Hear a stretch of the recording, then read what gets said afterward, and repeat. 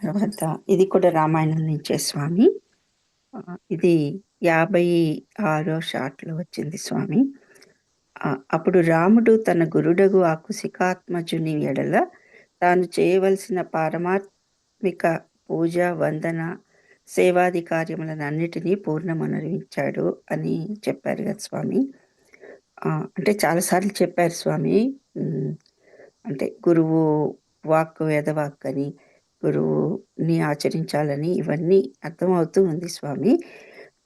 అయినా కూడా ఇక్కడ సాక్షాత్తు శ్రీరాముల వారు చేసింది కాబట్టి ఆ పారమాత్మిక పూజ అన్న దాని గురించి గురుదేవులైన మీ ముఖత వినాలనుకుని అడుగుతున్నాను స్వామి.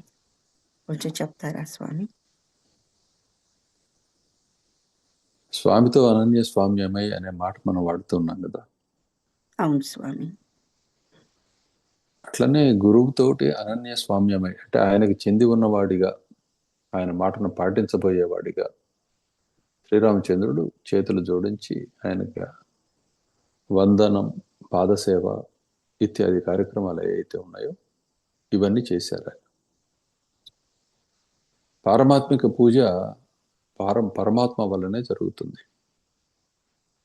నరుద్ర రుద్రమర్చయేత్, నా రుద్ర రుద్రమర్చయేత్ అంటే రుద్రుడు కానివాడు రుద్రుడిని పూజించలేడు, పరమాత్మ కానివాడు పరమాత్మను పూజించలేడు. ఇది పారమాత్మిక పూజ యొక్క స్వరూపం.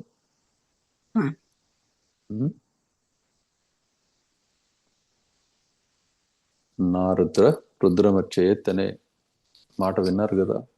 విన్నాం స్వామి. అదే అందులోని తత్వం. విష్ణువు కానివాడు నా విష్ణు పృథ్వీపతి, నా ఋషి కురుతే కావ్యం అని ఈ మాటలన్నీ ఆ శ్లోకంలో. అది ఋషి కానివాడు కావ్య రచన చేయలేడు, అంటే కవి కాలేడు అని అర్థం. ఋషి అంటేనే ద్రష్ట. ద్రష్ట మాత్రమే చెప్పగలడు దాని గురించి. అతడు కవి అనే పేరుతో పిలువబడతాడు.